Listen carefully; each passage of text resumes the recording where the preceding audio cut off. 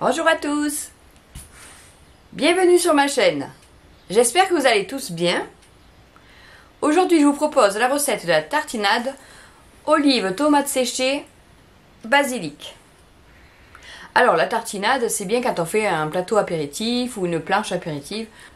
Alors je vais vous dire ce qu'il vous faut. Il vous faut 80 g de tomates séchées.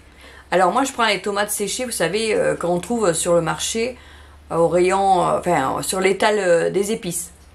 Mais vous pouvez prendre aussi des tomates séchées, marinées à l'huile, ça se fait aussi dans les pots.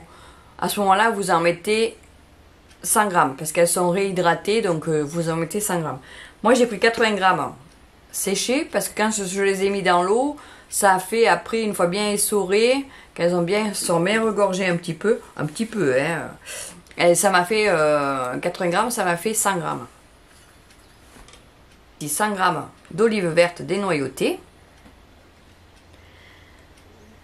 2 échalotes, 2 gousses d'ail, 150 g de fromage frais, peu importe lequel, hein, si vous voulez le Saint-Mauré, là c'est du pâturage, donc c'est du naturé. Ça peut être aussi avec du fromage végétal. Alors je sais pas si je vais le mettre entier, on va voir. Il vous faut un bouquet de persil, un bouquet de basilic, de l'huile d'olive. Je vais pas saler, il faudra, c'est vous allez goûter, voir si c'est assez salé, parce que comme les olives c'est très salé en général, et puis il doit y avoir un petit peu de sel aussi dans le fromage, donc je pense que c'est pas utile. Et du poivre ou du piment, si vous avez du piment, vous pouvez mettre un petit peu de piment pour relever un peu. Voilà. Et il vous faudra aussi l'élément principal, le robot qui coupe.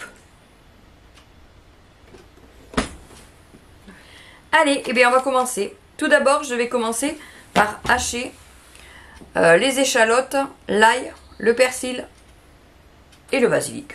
Allez, je vais trier mes 2 échalotes.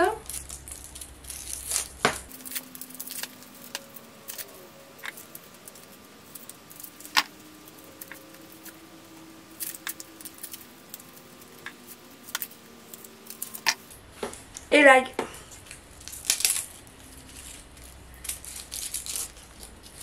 Alors je retire le germe parce que c'est toujours de l'ail de l'année dernière.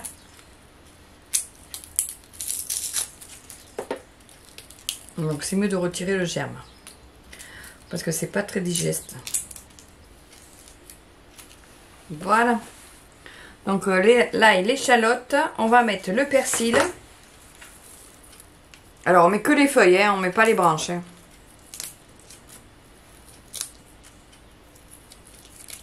Les branches, vous pouvez les garder si vous faites une préparation avec du bouillon. Vous les mettez dedans, ça parfume.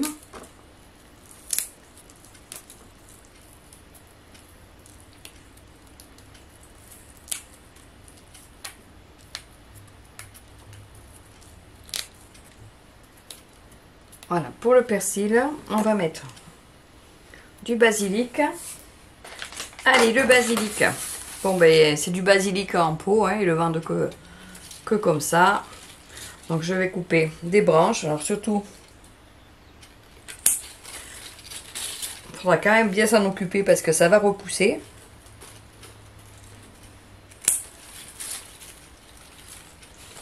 Pour ceux qui ne savent pas, il faut le garder comme ça.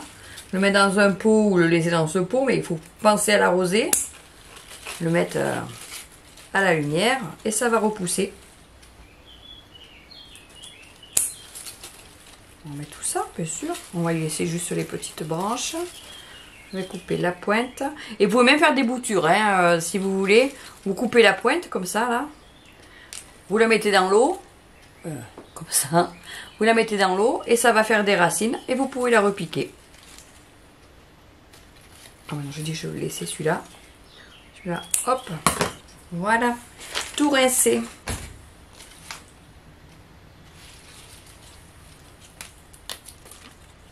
Alors vous mettez les herbes fraîches que vous voulez. Et si vous préférez la ciboulette, vous pouvez mettre la ciboulette. C'est comme on a envie. Hein. Moi, le basilic de mon jardin, il n'est pas encore assez gros. C'est pour ça que j'en ai racheté un. D'ailleurs, je vais repiquer l'autre à côté, comme ça sera fait. Mais si vous avez une fenêtre dans la cuisine, hein, vous le mettez sur la fenêtre. Et vous pensez à l'arroser, ça va repousser. J'adore le basilic. La soupe au pistou. Allez, ça c'est bon. Je mouline. Et je vous montre ce que je fais après. Voilà, j'ai commencé. Donc, vous voyez, j'ai haché les 3 ingrédients. Maintenant, je vais rajouter le reste. Donc, je rajoute les tomates et les olives. Voilà. Et je vais mettre un peu d'huile d'olive. On va en mettre 2 cuillerées à soupe. En voilà une.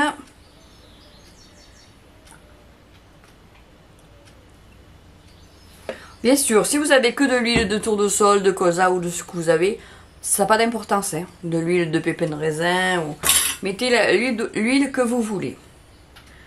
Et je mouline. A tout de suite. Voilà, j'ai mouliné. Et maintenant, je vais rajouter le poivre et le fromage. Pardon, je fais du bruit. Allez, le fromage. Je sais pas si je le fais entier.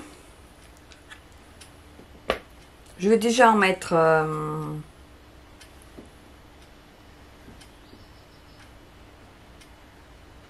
Je vais le mettre entier.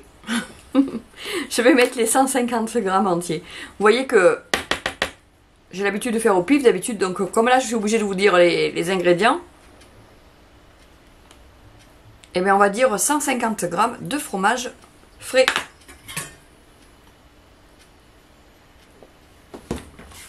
Et c'est parti.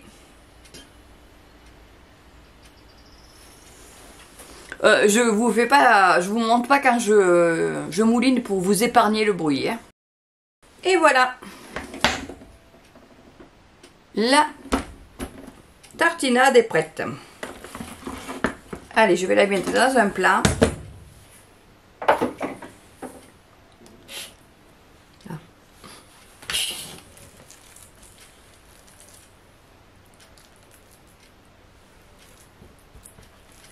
Vous voyez, une belle texture.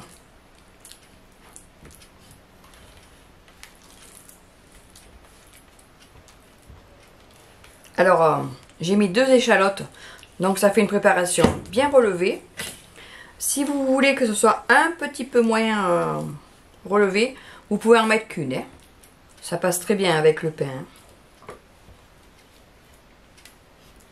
Alors, ne pas oublier de mettre une petite cuillère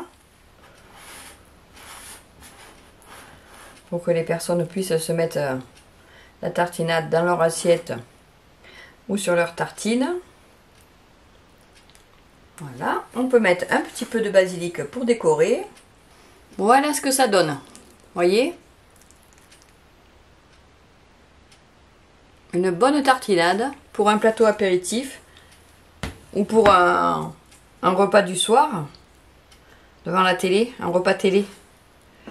Vous pouvez mettre du basilic sur votre petit plat. Vous pouvez faire les petites tartines d'avance si vous voulez. Ouf, j'ai failli faire une bêtise. Voyez? Hop. La tartinade olive tomate séchée est prête pour l'apéro du week-end. Si vous avez aimé la recette, mettez-moi un petit pouce levé. Mettez-moi des commentaires. J'ai pas eu de commentaires sur mes cookies la dernière fois. Je suis triste. J'aime bien lire moi ce que vous mettez. Partagez avec vos amis, hein, si vous voulez qu'eux aussi connaissent la chaîne, pourquoi pas. Vous retrouvez mes recettes sur ma chaîne. Vous regardez dans les playlists. Je vous ai fait des playlists comme dans un livre de cuisine. Comme on dirait dans les tables de matière. C'est-à-dire que si vous cherchez une entrée, vous avez la playlist entrée. Vous cliquez dessus et vous verrez toutes les entrées que j'ai publiées depuis que j'ai commencé. Pareil pour les autres catégories, viande, légumes, dessert, goûter, je sais plus ce qu'il y a encore. Et apéritif bien sûr. Donc là ça va rentrer dans l'apéro ou dans les entrées froides. Voilà. Je vous remercie tous et toutes d'avoir regardé ma vidéo jusqu'au bout. Et je vous dis à très bientôt.